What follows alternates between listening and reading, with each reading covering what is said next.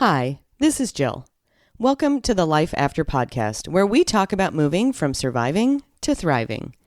This podcast is for anyone who wants to learn, grow, to get tips and tricks about how to inspire you to become the person you want to be, and get clarity about exactly what you want in life.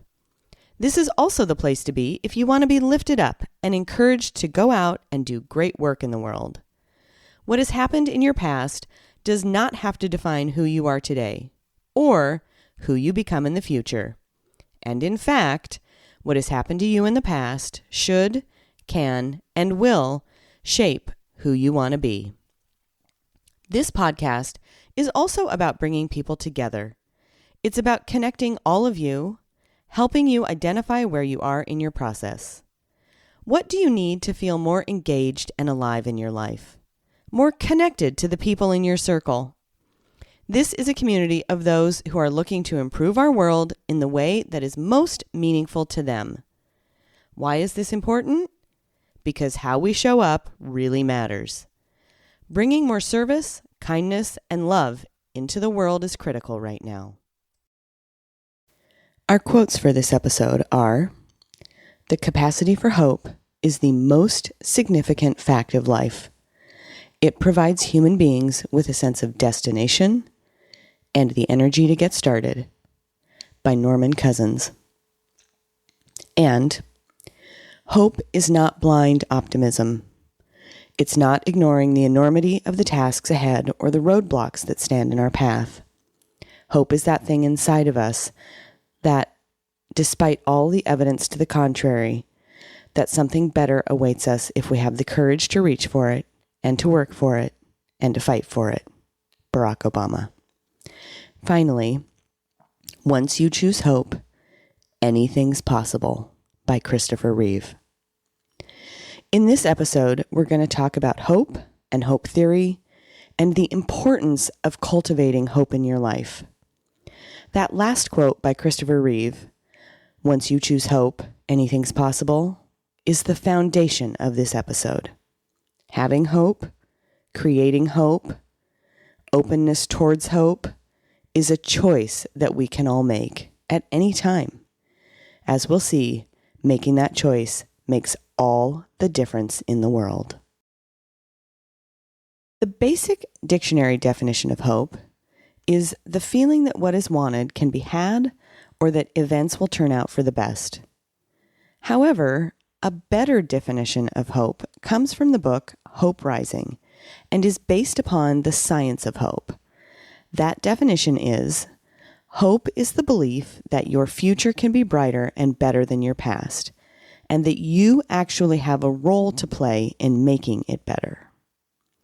According to Gwynne and Hellman, the authors of Hope Rising, in every single published study on hope, hope is the number one predictive indicator of well-being. Hope is also a substantial protective factor against stress, trauma, and the effects of adversity, and is seen as a requirement for both short and long-term mental health recovery. Gwynne and Hellman go on to say that, quote, "The predictive power of hope in a person's life is greater than any other character strength," end quote. Now, these are big claims, I know. Thankfully, just like Gwynne and Hellman state, there's tons of research that backs this up. And I'll leave several links in the show notes if you'd like to learn more. The thing about hope is that it can show up for you when you least expect it. While going through a long and painful divorce, I leaned on and into the feeling that it would get better, that the kids and I wouldn't always be living this way. Poor, afraid, constantly anxious. That feeling was hope. And while I didn't see hope for what it was then, I've learned how important it is and many of the ways how hope changes our lives. Hope is often seen as like a dream. And for many who lean towards pessimism, which is sometimes mistaken for hopelessness, hope can be seen as blind optimism, naivete, or being Pollyanna-ish. However, Hope can exist alongside the most difficult situations or emotions. It's much more than wishful thinking, and it requires optimism and willpower. According to hope theory, which was developed by positive psychologist Charles Richard Snyder, hopeful thinkers fare better in several areas of life. They are healthier and achieve more than less hopeful people. Hope also increases life satisfaction, provides a sense of autonomy and purpose, and is a protective factor against stress. High levels of hope can help us overcome trauma. The best part about hope, it can be learned by anyone. Hope has 3 distinct parts, according to Schneider, and those are goals, agency, and pathways. Now, we generally already understand the importance of goals, and they're really the cornerstone of hope. Goals can be big or small, and even big goals are attainable when you chunk them down and consistently take small steps toward them. Agency, which is also known as willpower, is what keeps you believing you can achieve your goals as well as stay motivated to reach those goals. By using hope, you're able to focus on the good things that will come from the actions you are taking. Pathways, or way power, are the routes you choose to take in reaching your goals. When one pathway doesn't end up working, you troubleshoot and problem solve to find a new pathway. People who have hope know that inevitably you'll hit a roadblock or 2 or 10 and are not discouraged when it takes multiple tries to reach the goal. Think about your own life. When have you needed to change your course to get what you wanted? Goals, agency, and pathways may seem impossible to attain when you are experiencing a significant challenge in your life. However, just like I had going through my divorce, even just the awareness that life isn't going to stay this way, that there's a light at the end of the tunnel, is employing hopefulness. Even taking small steps to move towards a more hopeful mindset will help you persevere. When you take action, you are increasing your capacity around agency and pathways, and that will help improve your level of hope. I had the pleasure of attending John Thunheim's presentation on hope and hope theory, a couple of months ago. A few things that stood out for me was that hope is contagious, and there is a ripple effect when people are exposed to others that live with high levels of hope. Hope is contagious. Studies have been done to show that when you are exposed to someone that has high levels of hope, your feeling of hope will also improve or increase. The research also shows that contagiousness does not go the other way. So what that means is someone with a lower level of hope won't bring the person with high hope down. The person with high hope always brings the person with low hope up. And that contagiousness has a distinct ripple effect that extends out at least 3 layers. So when you have a high level of hope and you interact with someone, it improves their level of hope. And then they will also impact people they interact with and improve their levels of hope. It's really encouraging to think that our actions can have such positive, far-reaching effects. This episode wouldn't be complete if we didn't spend a moment talking about hopelessness.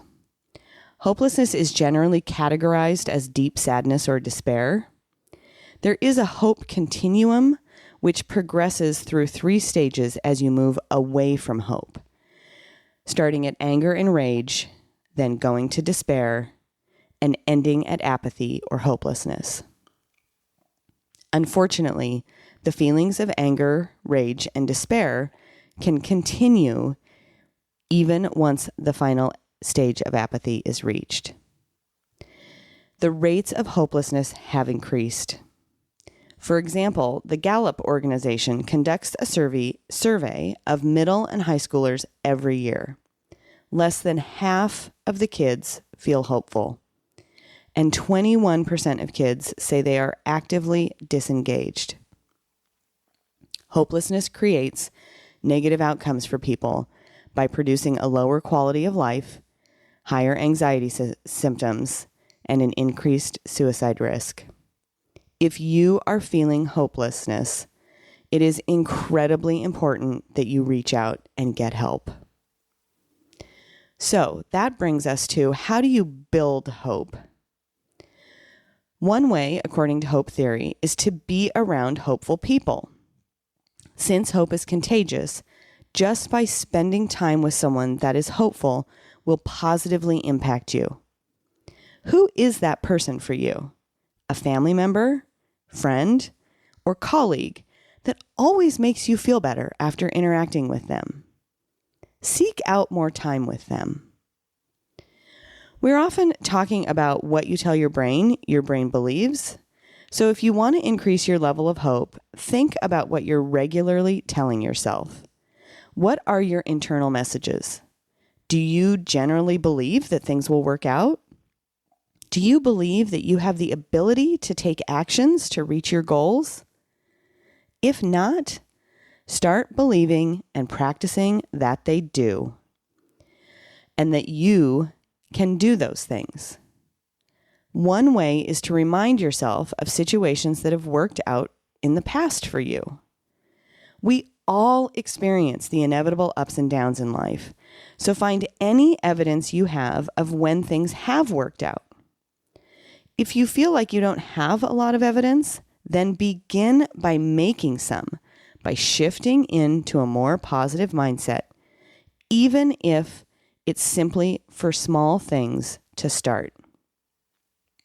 Go back and re-listen to episode number 2 on mindset, episode number 4 regarding focus and attention, and episode number 7 on what you tell your brain for additional quick and easy tips to attain this mindset shift.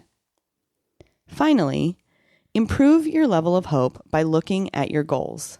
What are they? What do you want? If you don't have any goals at the moment, take some time to create a few. Big or small, having goals will allow you to build evidence to show you that it will be okay and that you can do this. If you have big goals, then chunking them down into smaller pieces that you can celebrate along the way will give you tons of evidence that it's going to work out and you will achieve what you want. And this step will always build more agency and pathways for you to grow your level of hope. Also, know that figuring out how to move through the obstacles that will come when reaching your goal is just strengthening your level of hope. And it allows you time and time again to develop and give yourself the opportunities to increase your level of hope. Once you've started to feel the overall benefits of a more hope in your life, you will be more motivated to continue to feel that way. Please reach out to me if you would like some additional support, would like me to come speak to your organization, would like to have your school book me to speak to students, would like to be a guest on the show, or have any feedback you'd like to share. Thank you so much for taking the time to listen to today's episode on hope. I'll leave you with this from Gwyn and Hellman.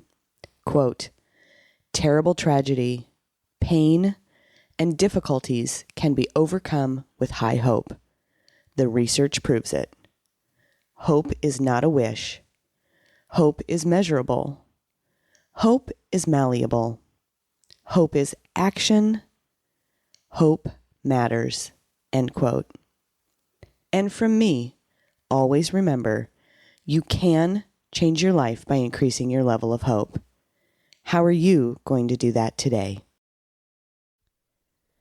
I appreciate you sharing these episodes. This podcast is a powerful resource for anyone that is looking to make changes in their lives. So please, please, please help me grow by sharing, liking, and subscribing. There will be new episodes on the second and fourth Wednesday every month. I promise that every episode I'm going to show up and be real to help support you in your individual journey.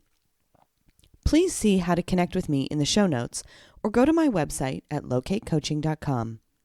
I hope you have a fantastic day, and I'll see you soon.